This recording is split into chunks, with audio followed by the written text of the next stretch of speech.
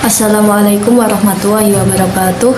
Perkenalkan, nama saya Indah Yuliana, NIM 23208050. Di sini saya akan menjelaskan sedikit tentang struktur bumi dan perkembangannya. Pada fase ini, capaian pembelajarannya adalah peserta didik memahami proses identifikasi makhluk hidup sesuai dengan karakteristiknya, sifat dan karakteristik zat, perubahan fisika dan kimia, serta pemisahan campuran sederhana.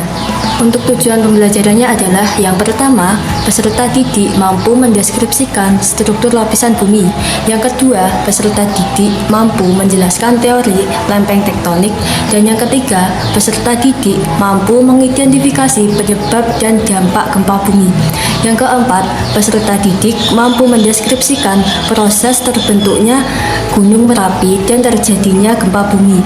Yang kelima, peserta didik mampu mengidentifikasi faktor-faktor perubahan cuaca dan pemanfaatannya dalam kehidupan sehari-hari.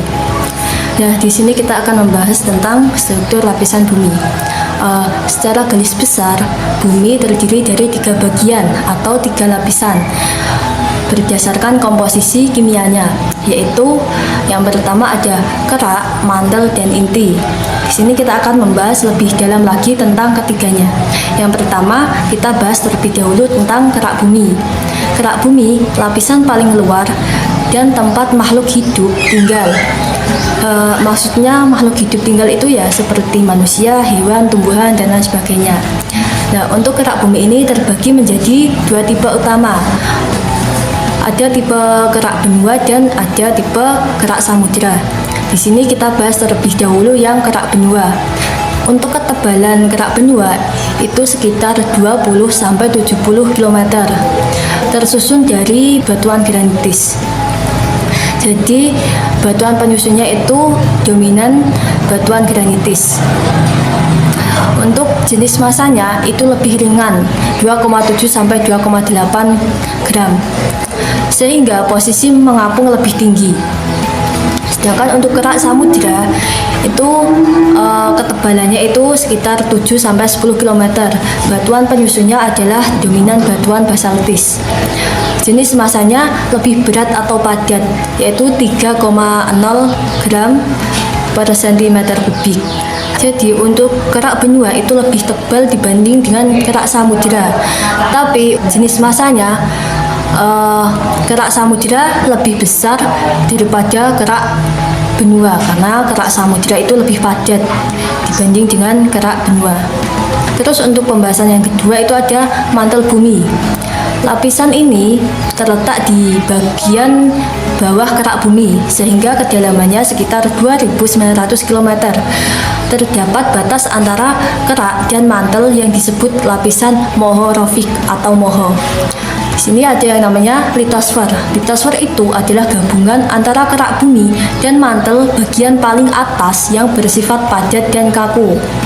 Astenosfer ini lapisan di bagian bawah litosfer yang bersifat plastis atau agak cair atau lembek. Mungkin kalau dibayangkan seperti tanah liat begitu ya. Ditemukannya tempat pembentukan magma dan tempat lempeng-lempeng bumi mengapung serta bergerak. Yang ketiga ini ada mantel bawah. Mantel bawah ini lapisan mantel yang lebih dalam dan bersifat lebih padat karena tekanan yang tinggi. Itu untuk mantel bumi. Sekarang lanjut ke inti bumi. Inti bumi terletak di pusat bumi. Sebagian besar terdiri dari besi dan nikel. Inti bumi ini dibagi menjadi 2. Ada inti bumi luar bersifat cair dengan ketebalan sekitar 2.200 km dan inti dalam atau inner core bersifat padat karena tekanan yang sangat ekstrim dengan jari-jari sekitar 1.200 km. Kesimpulan penting untuk siswa. Gradien geotermal itu adalah suhu bumi akan naik sekitar 30 derajat Celcius setiap masuk 1 km lebih dalam ke perut bumi. Jadi saat kita menggali lubang bumi semakin dalam, itu dia suhunya akan semakin naik, yaitu semakin panas. Dan bagaimana cara mengetahui isi bumi? Di sini cara ilmuwan untuk mengetahui isi bumi itu ilmuwan menggunakan analisis gelombang seismik atau getaran gempa yang mengetahui mana lapisan yang padat dan mana yang cair. Karena manusia itu tidak mungkin bisa sampai ke inti bumi dikarenakan suhu yang sangat panas. Sekian pembelajaran yang bisa saya sampaikan. Kurang lebihnya saya mohon maaf. Wassalamualaikum warahmatullahi wabarakatuh.